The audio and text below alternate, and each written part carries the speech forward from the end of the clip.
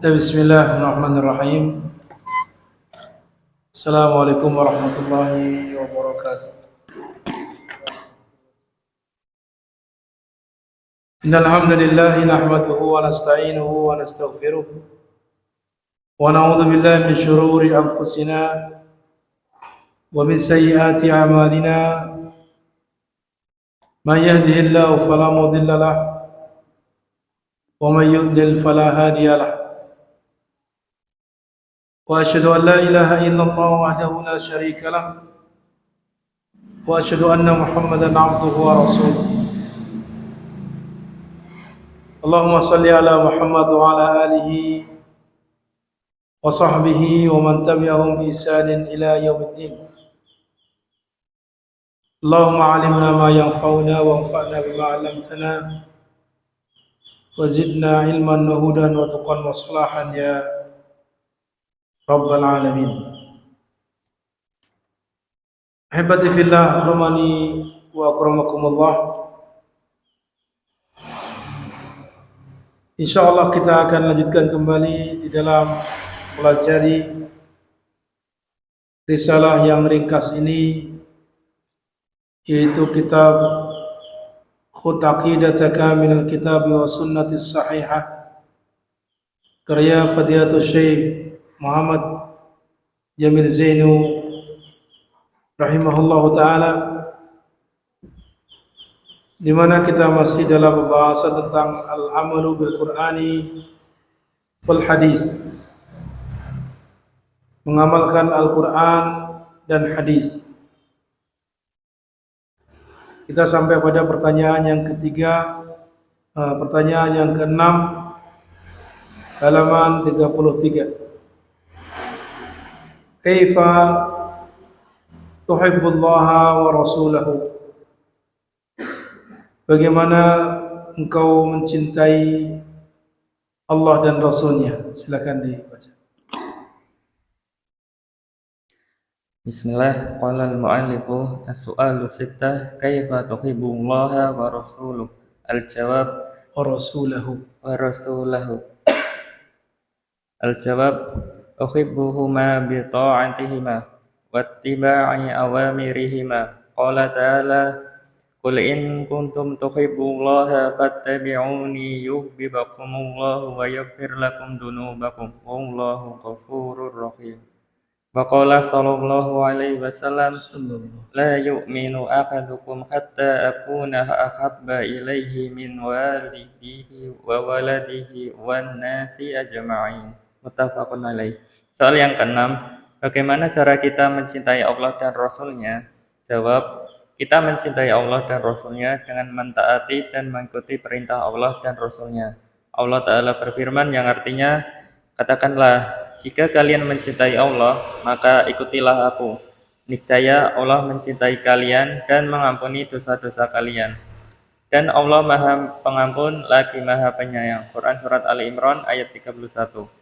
Dan Nabi Shallallahu Alaihi Wasallam bersabda, tidak beriman salah seorang dari kalian sampai aku menjadi orang yang lebih dia cintai daripada orang tua, anaknya, dan manusia seluruhnya. Muttafaqun alaih.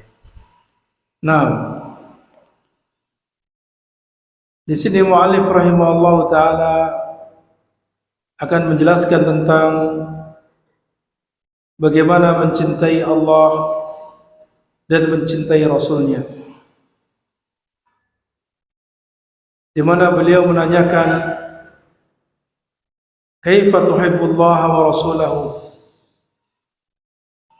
Bagaimana cara engkau mencintai Allah dan mencintai Rasulnya?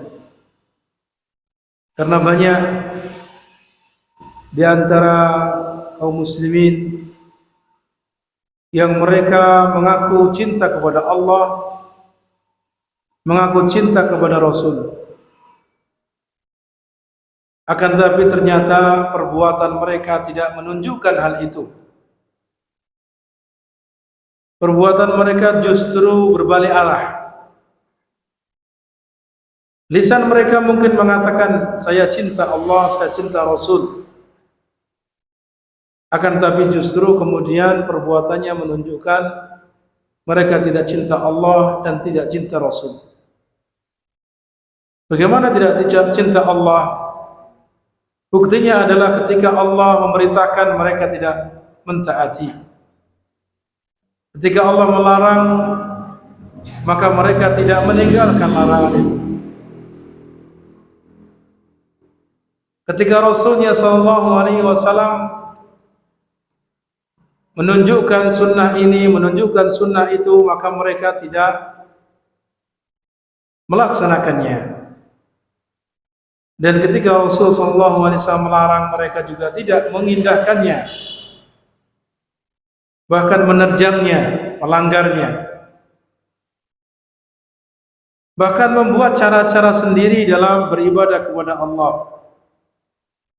Padahal Allah telah menurunkan petunjuknya, bahkan mengutus seorang utusan untuk menjelaskan petunjuk tersebut. Maka ini menunjukkan merendahkan petunjuk Allah dan merendahkan utusan Allah Subhanahu wa taala. Sehingga ini sebagai bantahan terhadap mereka sendiri, pembatalan terhadap ucapan lisan mereka yang mengatakan kami cinta Allah, kami cinta Rasul. Oleh karenanya muallif rahimahullahu taala ingin menjelaskan kepada kita bagaimana cara yang sebenarnya cinta Allah dan cinta Rasul itu. Maka beliau menjelaskan uhibbuhuma bi ta'atihima, bahwa mencintai keduanya, mencintai Allah dan mencintai Rasulnya, itu adalah dengan mentaati keduanya, mentaati Allah dan mentaati Rasulnya. Sebagaimana hal itu dijelaskan dalam firman Allah Subhanahu wa taala, ya ayyuhalladzina amanu atiiullaha wa atiiur rasul. Ya orang-orang yang beriman, taatilah Allah dan taatilah Rasul. Sedangkan bentuk taat itu bisa melaksanakan perintah dan juga menjauhi larangan, meninggalkan larangan. Itu bentuk ketaatan. Ya, ketaatan itu adalah melaksanakan perintah dan menjauhi larangan. Ketika seseorang masih enggan melaksanakan perintah dan masih senang melanggar larangan, maka ini menunjukkan dia tidak taat. Menunjukkan dia tidak taat. Ada seorang hamba sahaya, budak, diperintahkan oleh tuannya, pemiliknya, ya gulam, lakukan ini dan itu, maka dia duduk saja, tidak mendengar, bahkan dia sibuk dengan urusannya sendiri. Apakah budak ini taat? Apakah hamba saya tersebut taat kepada tuannya, pemiliknya? Tidak taat kepada pemiliknya. Budak yang taat ketika diperintahkan oleh tuannya, maka dia langsung laksanakannya. Siap. Ya, ala ra'si wal ain, begitu. Ya, itu kalau budak yang taat. Maka apa? Kita sebagai hamba Allah Subhanahu wa taala, ketika Allah perintahkan, maka sami'na wa ata'na. Rasul sebagai utusan Allah yang merupakan penyampai wahyu, penyampai risalah Allah kepada para umatnya ini, ketika memerintahkan sesuatu, maka kita sami'na wa ata'na. Itulah yang menunjukkan ketaatan. Ya, kami mendengar dan kami taat, siap melaksanakan. Itu demikian. Sehingga di sini bentuk cinta kepada Allah dan Rasulnya adalah dengan mentaati keduanya. Wattibai awamirihima,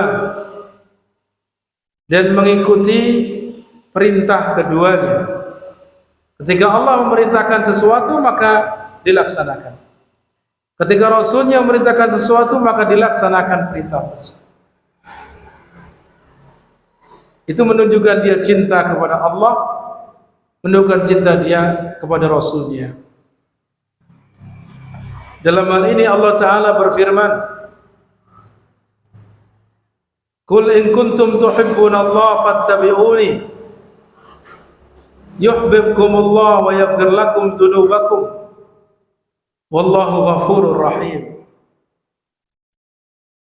Ketika ada suatu kaum, ayat ini turun berkenaan dengan suatu kaum yang mereka mengklaim kami cinta kepada Allah, ya. Oleh karenanya kemudian Allah turunkan ayat ini. Kemudian Allah perintahkan kepada nabinya, ya Muhammad, qul, katakanlah kepada mereka, in kuntum tuhibbunallah, jika kalian cinta kepada Allah, maka ikutilah aku, fattabi'uni, ikutilah aku. Maksudnya ini perintah untuk mengikuti nabinya, karena segala yang diperintahkan oleh nabi, petunjuk yang diajarkan oleh nabi, itu adalah merupakan risalah dari Allah, karena nabi adalah merupakan muballighun anillah, sebagai penyampai dari apa yang Allah perintahkan. Sehingga Allah menjadikan ittiba kepada nabi itu sebagai tanda dia itu cinta kepada Allah, ya, sebagai tanda, sebagai bukti dia itu cinta kepada Allah. Kalau dia tidak mengikuti Rasul, maka itu berarti pengakuan cintanya hanya dusta saja, hanya dusta dan hanya di lisan saja, ketika dia tidak mengikuti Rasul. Karena tadi Allah Ta'ala perintahkan kepada nabinya agar mengatakan kepada mereka yang mengaku cinta kepada Allah, jika kalian cinta kepada Allah maka ikuti aku, ikuti Rasulullah SAW. Maka niscaya Allah akan balas cinta kalian. Nah, di sini yang terpenting adalah bukan hanya kita mengaku cinta, ya, akan tapi yang terpenting di sini adalah bagaimana kita mendapatkan cinta Allah. Apakah Allah mencintai kita atau tidak? Kalau hanya sebatas pengakuan, maka sangat mudah dilakukan oleh orang. Oleh karenanya yang terpenting adalah bagaimana kita mendapatkan cinta Allah, bagaimana Allah mencintai kita. Sedangkan di sini di antara syaratnya agar kita mendapatkan cinta Allah, agar cinta kita diakui oleh Allah, adalah dengan mengikuti Rasulullah SAW. Maka niscaya Allah akan mencintai kalian. Bahkan tidak hanya itu saja, akan ditambah wa yaghfir lakum dunubakum, dan Allah akan mengampuni dosa-dosa kalian. Dosa-dosa selama ini yang dilakukan maka akan diampuni. Wallahu ghafurur rahim, dan Allah Maha mengampuni dosa dan Maha menyayangi.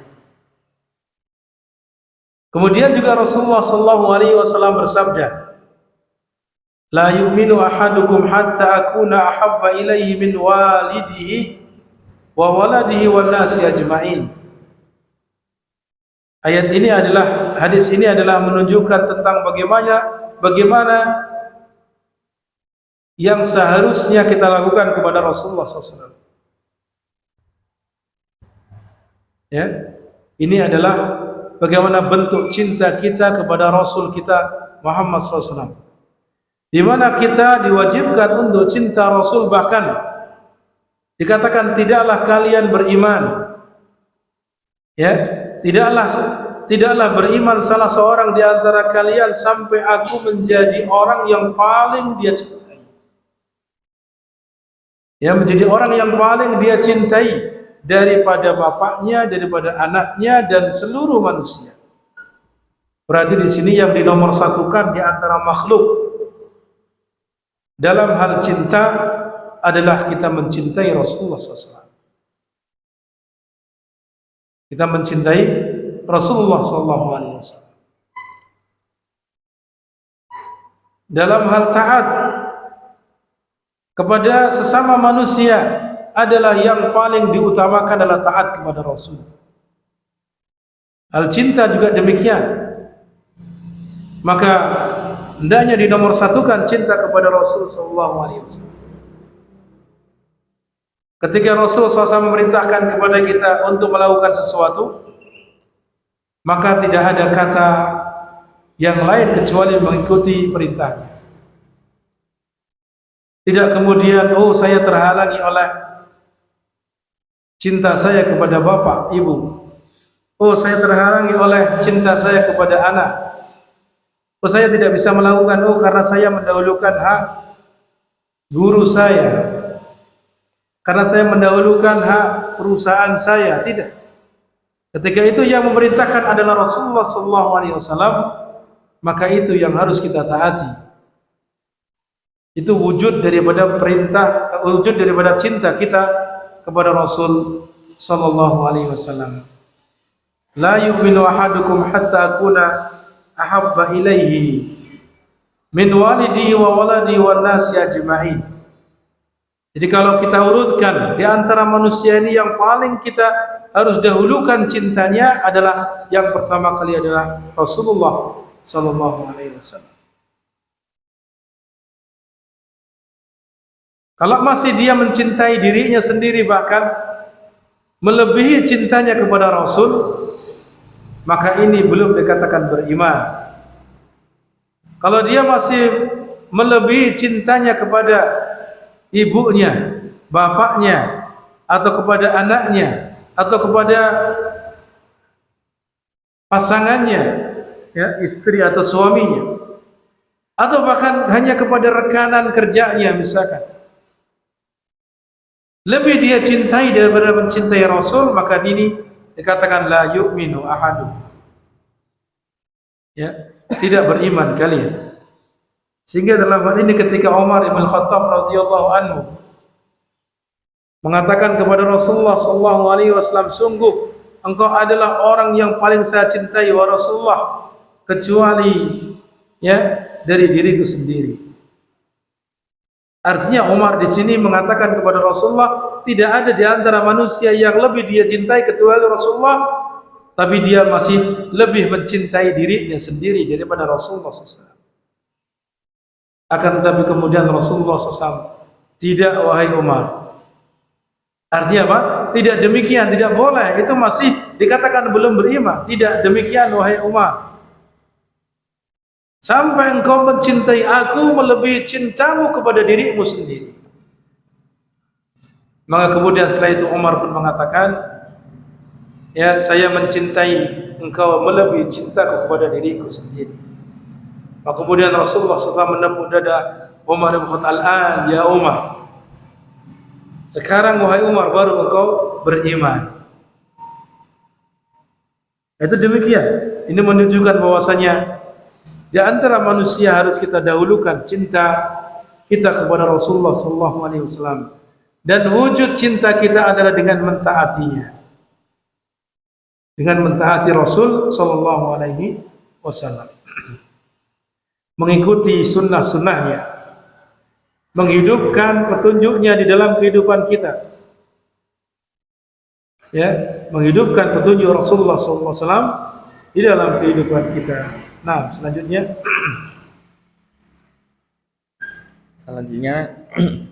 as-su'alu as-sab'ah, hal natrukul amala wa nattakilu 'ala al-qadari? Al-jawab, la natrukul amala liqaulihi ta'ala, fa amma man a'ta wattaqa wa saddaqa bil husna fasanuyassiruhu lil yusra. Wa qaulihi sallallahu alaihi wasallam, i'malu fakullun muyassarun lima khuliqa lahu, rawahu Bukhari wa Muslim. Soal yang ketujuh, apakah kita tidak beramal dan bersandar pada takdir? Jawab, kita tidak boleh meninggalkan amalan berdasarkan firman Allah Ta'ala yang artinya, adapun siapa saja yang memberi hartanya di jalan Allah dan bertakwa dan membenarkan adanya pahala yang terbaik surga, niscaya akan kami siapkan baginya jalan yang mudah. Quran Surat Al-Lail ayat 5-7. Dan sabda Nabi Sallallahu Alaihi Wasallam, beramallah kalian, karena setiap orang akan dimudahkan kepada jalan yang menjadi tujuan penciptanya. Hadis riwayat Bukhari dan Muslim. nah, Di sini terkadang sebagian orang keliru di dalam berdalih, menjadikan takdir sebagai dalih dia bermalas-malasan. Kalau saya ditakdirkan untuk datang ke majelis ilmu, maka saya datang. Kalau saya tidak ditakdirkan untuk datang, ya saya tidak datang. Ya. Kemudian beralasan, oh saya ya melakukan ini karena bagian dari takdir Allah. Dia mencuri, dia mendolimi orang. Nah, ini adalah beralasan dengan alasan yang tidak tepat. Beralasan dengan takdir.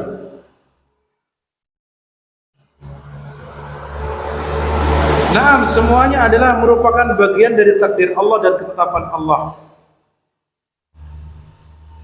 Baik itu perbuatan baik yang kita lakukan, perbuatan buruk yang kita lakukan,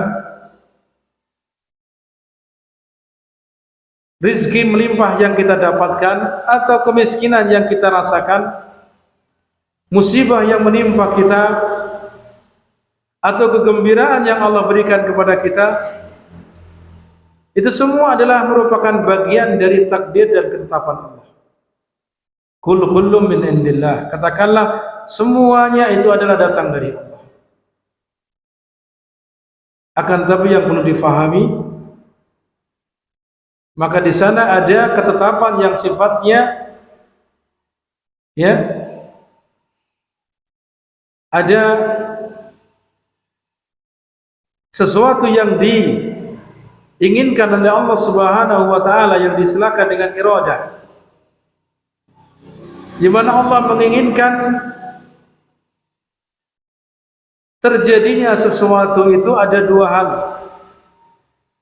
Ada yang disebut dengan iradah kauniyah, ada yang disebut dengan iradah syar'iyyah.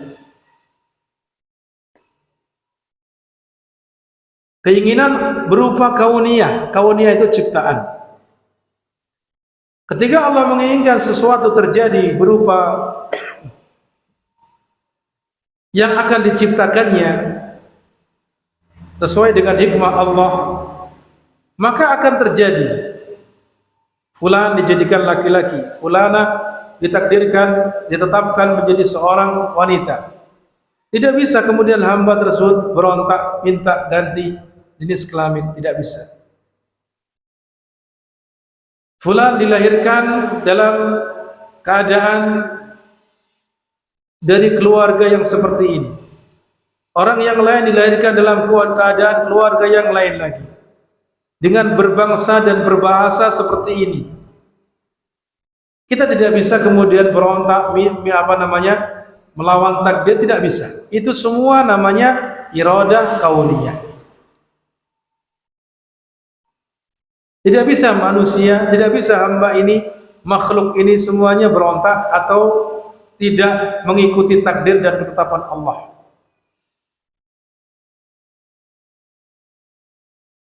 Ya, termasuk di dalamnya iradah kauniyah itu berupa musibah. Berupa musibah. Kemudian yang kedua iradah syar'iyyah. Keinginan yang berupa syariat, dan ini yang dicintai oleh Allah. Kalau yang pertama tadi itu pasti terjadi jika Allah menginginkan. Tapi yang kedua ini iradah syar'iyyah itu belum tentu terjadi. Karena di sini hamba ada pilihan. Allah berkeinginan seorang hamba itu melaksanakan sholat, tapi tidak semua melaksanakan sholat. Allah berkeinginan semua manusia itu mentauhidkan Allah, beriman kepada Allah dan Rasulnya. Akan tapi ternyata tidak semua manusia beriman kepada Allah dan Rasulnya. Ini namanya iradah syar'iyyah, yang Allah menginginkannya dan Allah mencintainya. Nah, ini ada pilihan di antara manusia. Faman syaa'a falyu'min wa man syaa'a falyakfur. Bagi siapa yang menghendaki beriman maka beriman. Bagi siapa yang menghendaki kufur maka dia kufur. Ini ada pilihan. Manusia telah diberikan kepada mereka petunjuk dengan diturunkan Al-Quran, diutus Nabi. Ini adalah petunjuk. Setelah meninggalnya Nabi SAW, ada para sahabat, ada para tabi'in, kemudian generasi berikutnya yang mewariskan apa yang disampaikan oleh Rasulullah hingga ke zaman sekarang ini. Ada petunjuk yang mengajarkan kepada kita ini jalan kebenaran, ini jalan keburukan, ini jalan ketaatan, ini jalan kemaksiatan, ini jalan kepada kebahagiaan yang hakiki, ini jalan kepada kebinasaan yang kekal abadi. Itu sudah dijelaskan. Maka ini manusia ada pilihan. Nah, maka kalau manusia kemudian meninggalkan ketaatan kepada Allah, oh ini kan sudah ketetapan Allah. Tidak, ini adalah alasan yang tidak benar. Karena itu pilihan kita. Kita memilih ini supaya kita selamat dan Allah kemudian mudahkan jalannya. Itu pilihan. Sehingga di sini kita dilarang untuk beralasan kepada takdir. Sehingga beliau mengatakan hal natrukul amala wa nattakilu 'alal qadar. Kalau kita takdirkan masuk surga, ya masuk surga. Kalau kita tidak takdir masuk surga, maka tidak masuk surga. Nah, ini beralasan dengan takdir, tawakal kepada hal itu, akhirnya kita tidak berbuat apa-apa. Maka ini tidak benar. Sehingga apa? Dikatakan di sini, apakah kita meninggalkan beramal saleh dan kita bersandar pada takdir, berpatokan, bersandar, bertawakal hanya mengikuti takdir saja, apakah itu dibolehkan? Maka tidak demikian, tidak dibolehkan. La natrukul amala liqouli ta'ala. Kita tidak boleh meninggalkan melakukan amal kebaikan, amal ketaatan, ya, karena bersandarkan kepada takdir tadi. Apakah kita tahu takdir kita? Kan tidak ada di antara manusia yang tahu takdir yang akan datang.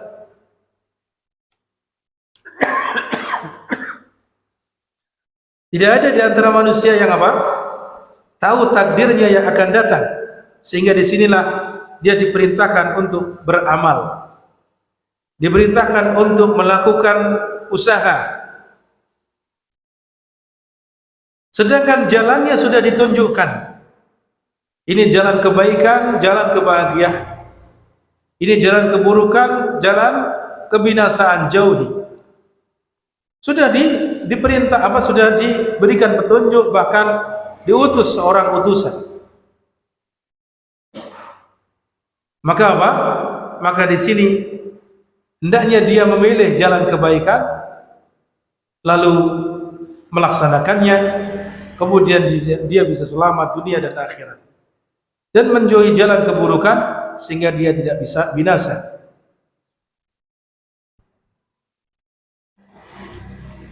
Sehingga tidak dibolehkan seorang meninggalkan tanpa berusaha dengan beralasan bersandarkan pada takdir. Dan di antara dalilnya adalah liqouli ta'ala fa amma man a'ta wattaqa wa saddaqa bil husna fasanuyassiruhu lil yusra. Ya. Maka adapun orang yang memberi hartanya, a'ta, memberikan, entah itu bentuknya sedekah, bentuknya zakat, bentuknya infak, sedekah dan seterusnya. Fa amma man a'ta, maka siapa saja yang mau memberi, termasuk memberi ilmu, ya, membantu urusan orang lain, berarti kan membantu bentuknya dengan tenaga. Karena dalam hal ini Ibnu Qayyim rahimahullah pernah menjelaskan yang disebutkan dalam kitab Syarah Riyadhus Shalihin yang ditulis oleh Syekh Ali Hasan atau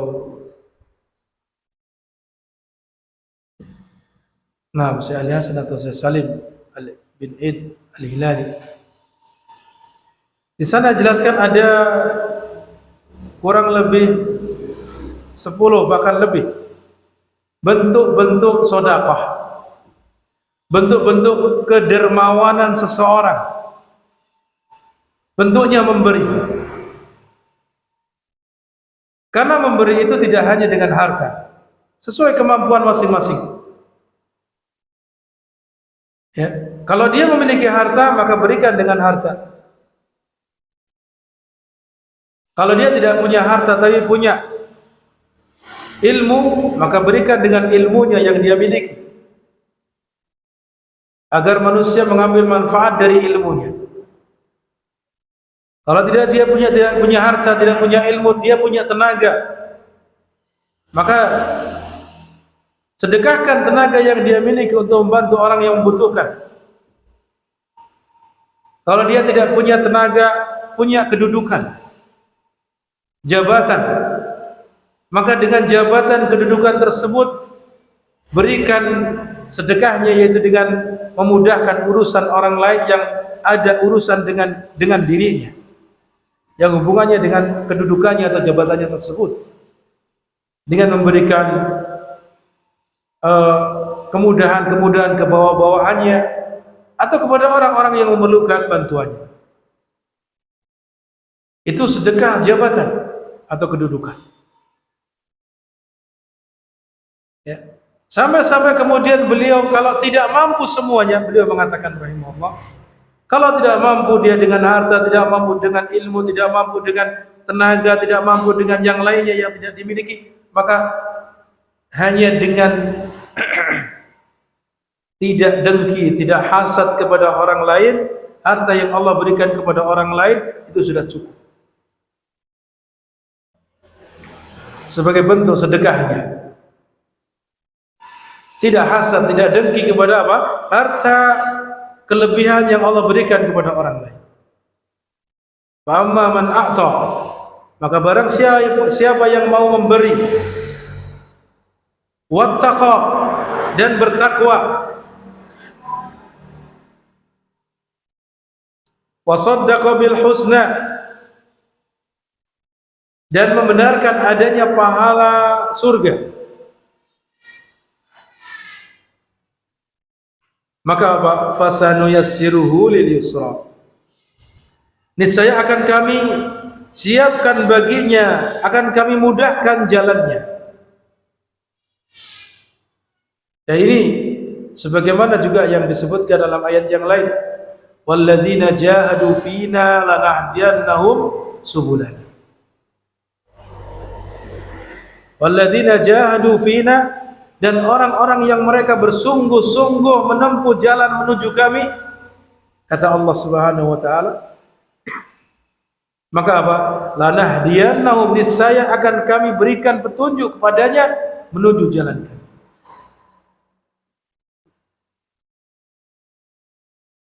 Dan sebaliknya, bagi orang yang mereka tidak mau mencari jalan menuju ketaatan, mencari jalan menuju hidayah, bahkan sebaliknya mencari jalan kesesatan atau penyimpangan, mengikuti hawa nafsunya, kemudian sibuk urusan dunianya, maka apa? Falamma zagu azaghallah, ketika mereka menyimpang, maka Allah mudahkan jalan untuk penyimpangan tersebut. Allah sesatkan sekali. Ini. Maka itu adalah pilihan. Ingin mencari jalan ketaatan, maka insyaallah selamat, Allah mudahkan jalannya. Dan sebaliknya, kalau ada orang yang ingin mencari jalan kesesatan, penyimpangan, atau mengikuti hawa nafsu, sibuk dengan urusan dunia saja, maka sudah, Allah juga mudahkan jalannya ke sana.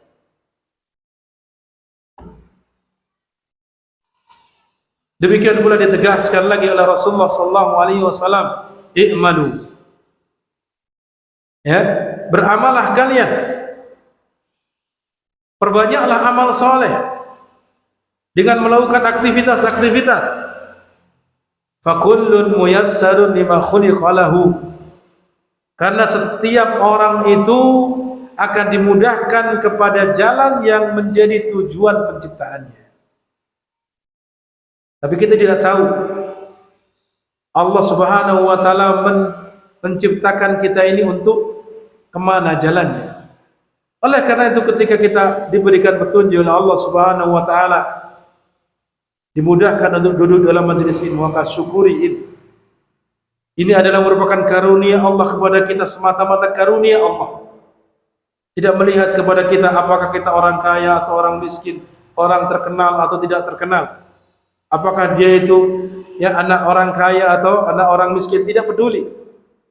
Allah berikan karunia berupa petunjuk, berupa hidayah. Mau duduk dalam majelis ini, mau belajar tentang Islam, mau mengamalkan tentang Islam, itu merupakan sebuah hidayah yang sangat berharga. Karena tidak semua Allah berikan, tidak semua manusia Allah Subhanahu wa taala mudah. Maka bersyukurlah kepada Allah Subhanahu wa taala untuk hal tersebut. Nah, silakan selanjutnya. Selanjutnya, as-sunnatu wal bid'atu. As-soalul awal, hal fit dini bid'atun hasanatun? Al-jawab, laisa fit dini bid'atun hasanatun, wa dalilu qawluhu ta'ala, al-yawma akmaltu lakum dinakum wa atmamtu alaikum ni'mati wa raditu lakumul islama dina. Wa qawluhu sallallahu alaihi wasallam, wa kullu bid'atin dolalat wa kullu dolalatin finnar. Sahihu rawahu Ahmad wa ghairuhu. Soal yang pertama, apakah ada bid'ah hasanah atau bid'ah yang baik di dalam agama ini? Jawab, tidak ada bid'ah hasanah di dalam agama ini. Dalilnya adalah firman Allah Ta'ala yang artinya, pada hari ini aku telah sempurnakan untuk kalian agama kalian. Aku telah cukupkan nikmatku kepada kalian, dan aku telah meridhoi Islam sebagai agama untuk kalian. Quran surat Al-Maidah ayat 3. Dan sabda Nabi Shallallahu alaihi wasallam, setiap bid'ah adalah sesat dan setiap kesesatan di neraka. Sahih riwayat Ahmad dan selain beliau. Nah,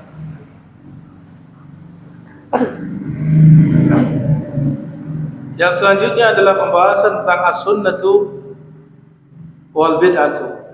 Sunnah dan bid'ah.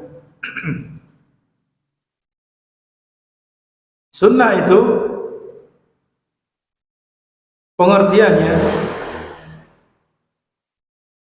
secara bahasa itu at-tariqah.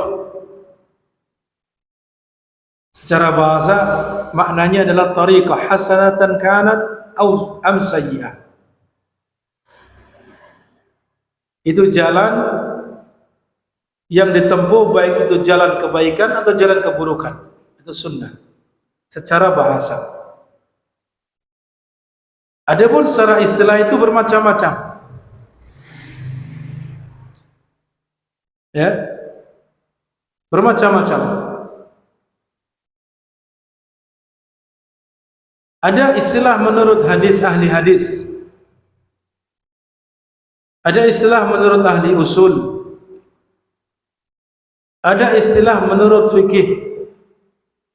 Ini bermacam-macam sunnah. Sehingga jangan kita fahami sunnah itu hanya sebatas secara fikih saja. Karena kebanyakan keliru di dalam memahami istilah sunnah.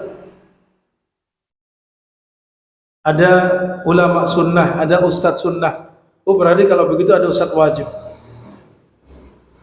Ini keliru di dalam memahami istilah sunnah saja hanya terbatas kepada sunnah secara fikih. Sehingga seolah-olah kalau ada sunnah ada wajib. Padahal sunnah itu maknanya luas, lebih luas dari itu. Sedangkan kalau secara fikih itu kan maknanya kalau dikerjakan dapat pahala, kalau ditinggalkan tidak dapat, tidak berdosa. Atau makna yang lain yang lebih tepat secara batasan adalah apa-apa yang diperintahkan oleh pembuat syariat tapi secara afdaliyah saja untuk melakukannya. Itu sunnah atau yang sering diistilahkan mandub atau mustahab. Itu kalau makna secara fikih. Sehingga jangan kita fahami bahwasanya maksud kita menghidupkan sunnah Nabi itu bukan berarti kita menghidupkan tadi yang sifatnya hanya hukumnya secara fikih sunnah saja atau mustahab saja, bukan. Tapi maksudnya apa? Kita menghidupkan sunnah Nabi adalah menghidupkan seluruh petunjuk Nabi, baik yang hukumnya sunnah atau yang hukumnya wajib. Itu maksudnya. Kalau kita katakan kita menghidupkan sunnah-sunnah Nabi, kita menghidupkan itu maksudnya kita menghidupkan petunjuk Nabi SAW, semua yang ditunjukkan oleh Nabi dari agama ini. Itu masuk dalam kategori sunnah. Ada juga tinjauan dari sisi akidah. Apa makna sunnah dalam sisi akidah? Itu begitu. Kalau dari sisi ahli hadis, dan ini hampir sama dengan makna dari sisi akidah, itu adalah seluruh jalan Nabi SAW, seluruh perjalanan kehidupan Nabi setelah beliau diangkat menjadi Nabi dan Rasul.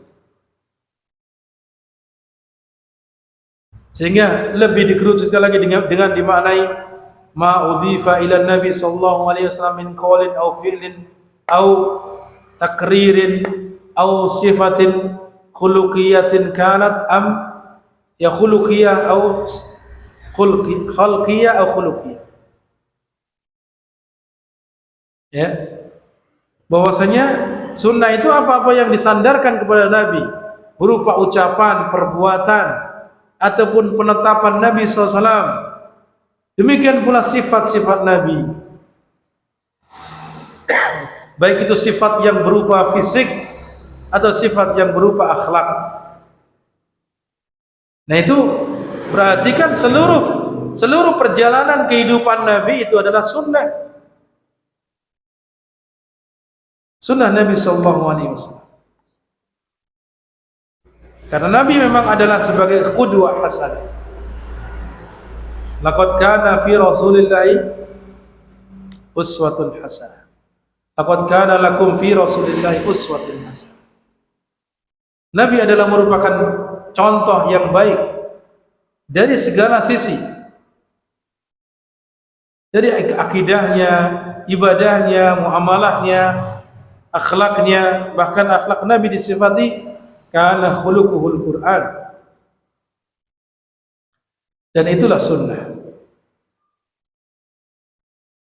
Ya. Jadi ini jangan disalahfahami, karena terkadang kalau ada orang yang mengistilahkan sunnah hanya sebatas difahami secara fikih. Kan kalau dikerjakan dapat pahala, ditinggalkan tidak apa-apa. Berarti tidak apa-apa dong kita tidak melakukannya. Nah, itu keliru. Nah, kalau itu kaitannya dengan hukum. Nanti ada amalan-amalan yang hukumnya mustahab atau istilah lain dengan sunnah, istilah lain dengan mandub, begitu. Nah, ini terkait dengan masalah hukum taklifiyah kalau dalam pelajaran usul. Ada wajib, ada mandub atau mustahab atau sunnah tadi, ada muharram, ada makruh, ada mubah. Itu namanya ahkam taklifiyah, hukum-hukum yang sifatnya taklifi, pembebanan pembebanan kepada hambanya.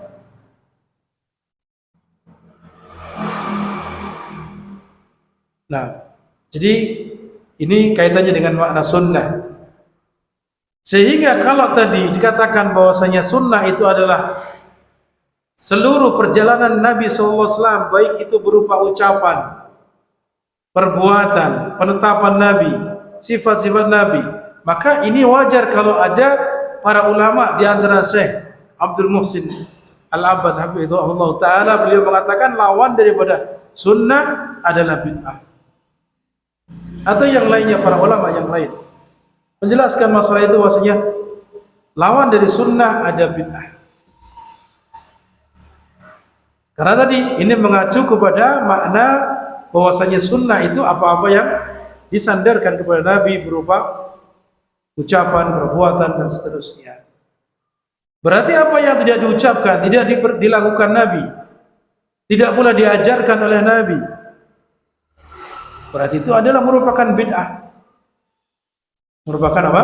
Bid'ah. Itu demikian. Sehingga amalan bid'ah itu dilarang, tidak boleh dilakukan. Nanti akan ada pengertiannya apa maksud daripada bid'ah itu. Yang pertama, pertanyaan pertama di sini adalah hal fid dini bid'atun hasanatun. Apakah di dalam agama ini ada bid'ah hasanah? Jawabannya adalah laisa fid dini bid'atun hasanatun. Tidaklah ada di dalam agama ini bid'ah hasanah. Bid'ah yang mereka anggap bid'ah baik. Lalu mereka mencontohkan ini mikrofon kan bid'ah. Ada sepeda motor, mobil, ya pesawat kan ini bid'ah. Ini keliru di dalam memahami maksud bid'ah yang dilarang di sini. Bid'ah yang maksud di sini adalah bid'ah secara syar'i, bukan bid'ah secara bahasa. Ini benar di zaman Nabi tidak ada mikrofon ini. Sepeda motor, mobil, ya, pesawat atau yang lainnya tidak ada di zaman Nabi. Maaf, betul ini dikatakan bid'ah. Tapi bid'ah secara bahasa. Nah, pembahasan kita bukan masalah sisi bahasa. Bahkan ini adalah merupakan sesuatu yang bisa kita gunakan sebagai sarana untuk melakukan ibadah. Ini pengeras suara bisa dimanfaatkan untuk menyambung suara ke tempat yang jauh yang tidak mendengarnya. Kendaraan untuk memudahkan transportasi sehingga kita mudahkan segala urusan. Handphone atau yang semisalnya sekarang ini, ya, itu semuanya adalah sarana yang bisa kita gunakan untuk ya memudahkan urusan-urusan kita, baik itu urusan dunia kita atau urusan ibadah kita. Itu demikian. Adapun masalah sarana ini tidak ada ranah, tidak masuk dalam ranah tadi yang disebut perkara agama. Ya, yang disebut dengan perkara agama. Sedangkan yang dimaksud bid'ah yang dilarang di sini yang dinafik yang tidak ada di sini, artinya dikatakan tadi bid'ah hasanah tadi, itu tidak ada dalam agama ini bid'ah hasanah, maksudnya bid'ah yang dinisbatkan kepada agama ini yang dikatakan bagian dari agama tidak ada. Menambah-nambah berupa amalan. Dianggapnya ini adalah amalan yang bid'ah yang tidak ada di zaman Nabi tapi hasanah. Maka ini tidak ada. Kenapa? Karena syariat ini sudah sempurna. Dengan meninggalnya Nabi SAW, syariat ini sudah sempurna. Tidak ada lagi wahyu turun setelah itu. Tidak ada lagi amalan ditambahkan setelah itu atau dikurangi lagi. Perintah dihapus ataupun larangan dihapus. Setelah itu tidak ada lagi. Dengan meninggalnya Nabi SAW, wahyu sudah selesai turun. Berarti sempurna sudah syariat ini. Tidak ada lagi perkara-perkara baru yang ditambahkan ke dalam syariat atau agama ini. Allah Ta'ala berfirman, Al-yawma akmaltu lakum dinakum wa atmamtu alaikum ni'mati wa raditu lakumul Islam madina. Hari ini adalah ketika Haji Wada, ketika beliau berada di Arafah, di mana beliau Rasulullah sallallahu alaihi wasallam diberikan wahyu dengan wahyu ini, al-yauma akmaltu lakum dinakum. Hari ini, pada hari ini aku telah sempurnakan untuk kalian agama kalian. Ya, wa atmamtu alaikum, dan telah aku sempurnakan untuk kalian nikmatku. Ya, wa raditu lakumul Islam madina, dan aku telah meridhai Islam sebagai agama kalian. Ini berarti telah ditutup, sudah sempurna. Kalau ada ayat-ayat turun setelah itu tidak ada kaitannya dengan menambah perintah atau melarang. Tidak ada. Ada ayat yang setelah itu, tapi apa? Tidak kaitannya dengan menambah syariat atau yang lain. Al-yawma akmaltu lakum dinakum. Sudah disempurnakan oleh Allah Subhanahu wa taala. Kemudian juga Rasulullah sallallahu alaihi wasallam bersabda, wa kullu bid'atin dhalalah wa kullu dhalalatin finnar. Dan ini bantahan keras bagi mereka yang mengatakan bid'ah itu ada hasanah, ada yang baik. Karena Rasulullah SAW telah menegaskan wa kullu bid'atin dhalalah.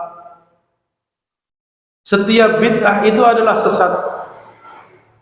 Walaupun tingkatannya berbeda-beda antara satu dengan yang lain, tetap dikatakan sesat. Tapi apa? Karena itu tidak merupakan bagian dari agama Islam. Entah itu bid'ahnya sifatnya kecil, ringan, atau bid'ahnya berat, atau sedang-sedang. Bid'ah ringan yang menyebabkan fasik pelakunya, dan juga kefasikannya tentunya apa? Berbeda-beda tingkatannya sesuai dengan tinggi rendahnya bid'ah yang menyebabkan dia fasik.